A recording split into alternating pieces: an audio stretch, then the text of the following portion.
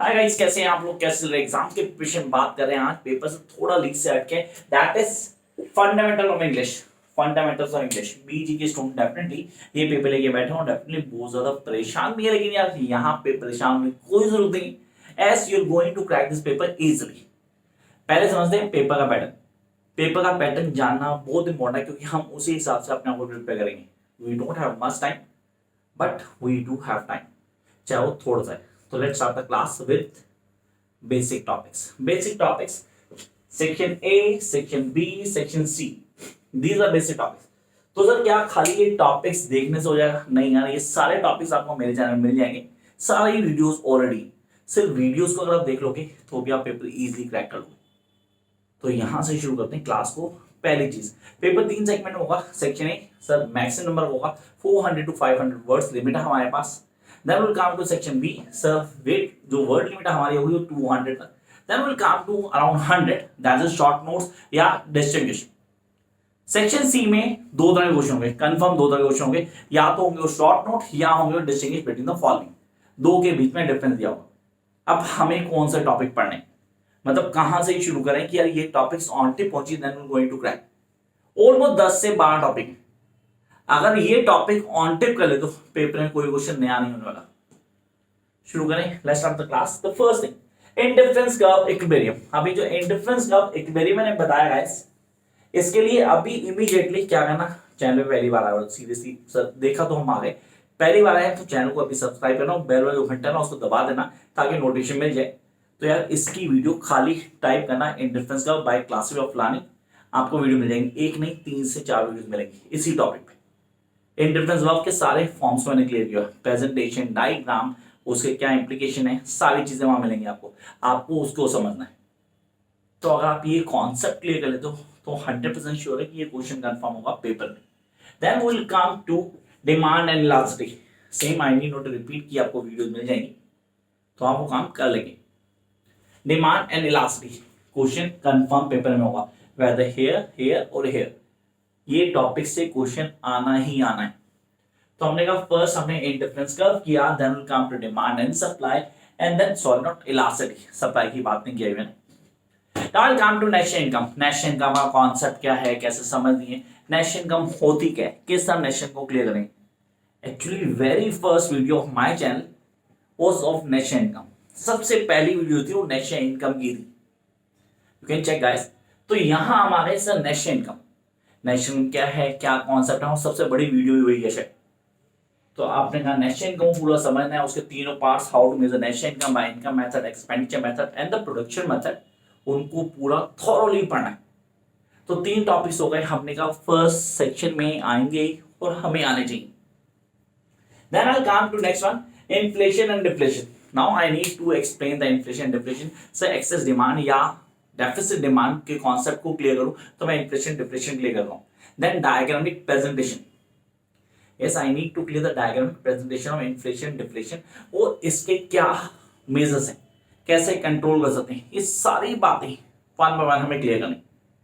I'll jump to next one, BOP, balance of payment. Sir balance of payment और balance of trade में difference भी आता है, मैंने शायद लिखा भी होगा।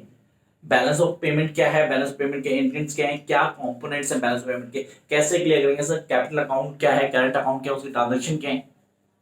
इतना कुछ पढ़ने का टाइम नहीं है आई नो, बट वीडियो आप देख सकते हैं, वीडियो इसी चैनल पे सारी की सारी मिल जाएंगी आपको। ये मैं बता चुका हूँ हर टॉपिक की, ईच एंड एवरी टॉपिक यही है।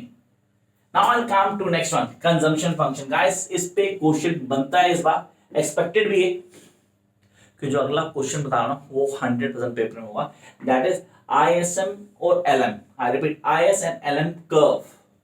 अब ISM LM कर्व अप्रोच क्या है, कैसे क्लियर करते हैं, किस तरह पढ़ना चाहिए, क्या बेसिक जो हाईलाइट करेंगे। When I am going for MA economics, then again I am having this question, the very first question यही होता है वहां भी। Next, forms of market, where is monopoly, no, perfect competition, oligopoly.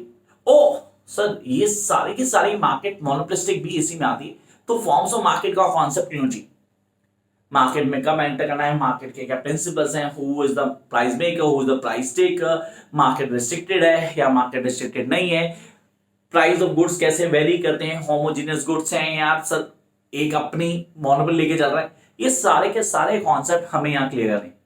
तो section A almost खत्म होने है, just with the production function. Sir production function पूरा पूरा क्लियर हो जी, सप्लाई का कॉन्सेप्ट है प्रोडक्शन फंक्शन।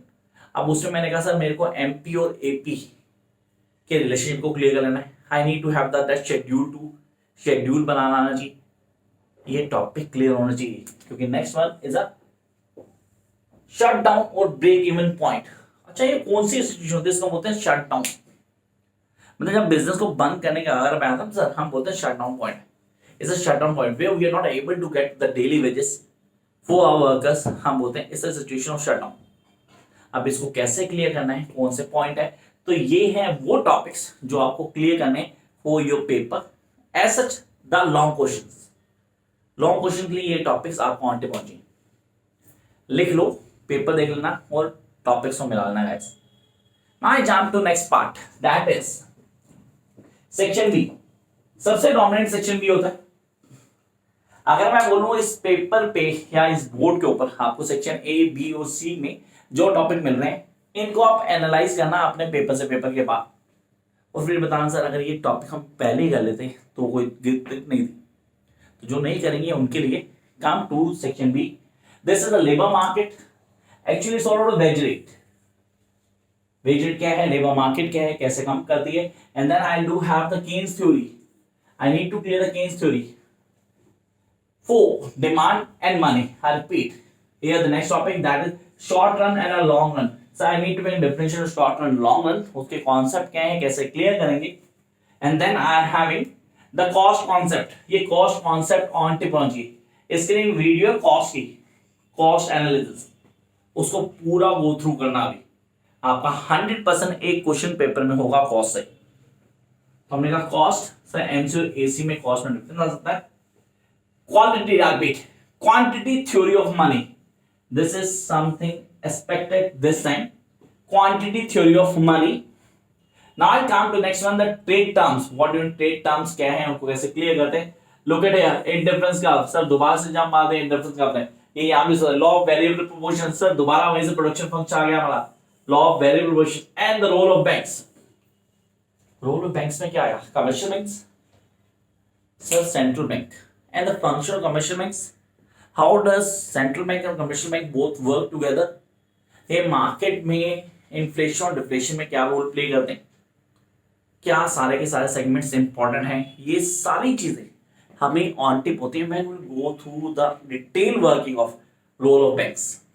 तो इनको क्लियर करना है। अब मैंने कहा sir circular flow of money, ये लिख लो यार दिमाग में, मैंने यहाँ नहीं लिखा हो। सर्कुलर फ्लो ऑफ मनी मतलब प्रोडक्शन प्रोसेस आ गया, हमारे प्रोडक्शन प्रोसेस का रूल क्या है, कैसे काम करता है, मार्केट सेगमेंट क्या है, मार्केट के फंक्शंस क्या हैं, क्या सर्कुलर फ्लो है, उसको क्लियर करना है। Now I will come to the last section, section सी।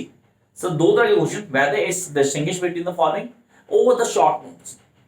जब डिस्टिंग्विश बिटवीन द फॉलोइंग कहते हैं तो पहला आ गया sir BOT and BOP. Look मैंने फर्स्ट हाफ में बोला था बीओटी और बीओपी में डिफरेंस आ सकता है। Then we have inflation and deflation. अब देखो यहाँ पे इन्फ्लेशन और deflation, monopoly and monopolistic, may be short run, long run, factor to return, factor to scale, return to scale, ये डिफरेंशिएट है, ये डिफरेंशिएशन आ सकते हैं। तो अभी जो यहाँ लिखा उनकी बात करते हैं।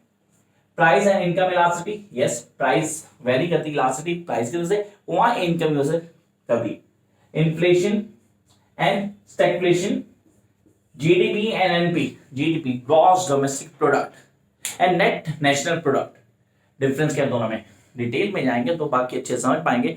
प्राइवेट इनकम पर्सनल इनकम में भी आ सकता है। तो ये तो कोई डिफरेंशिएशन, ऐसे क्वेश्चन आ सकते हैं। तो नॉर्मली इन्हीं पे बता दें पूरी तरह differentiation. Then we come to the short notes. So what do you mean consumer surplus.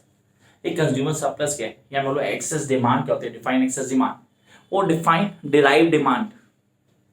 कुछ एग्जांपल्स हैं जो दे रहा हूं मैं आपको, जो आपको फॉलो करने हैं। And then here we have the next one, pure public goods. What you mean pure public goods, sir durable goods सुनते हैं, कंज्यूमर गुड्स सुनते हैं, प्योर पब्लिक गुड्स। अगर ये क्वेश्चन आए तो हम तो कर ही नहीं पाएंगे। I will give the answer to you guys. Expansion path, what is expansion path, and specially I talk about expansion path of economy. Economy में एक्सपेंशन पाथ क्या होता है। And last not the least, the transfer payment.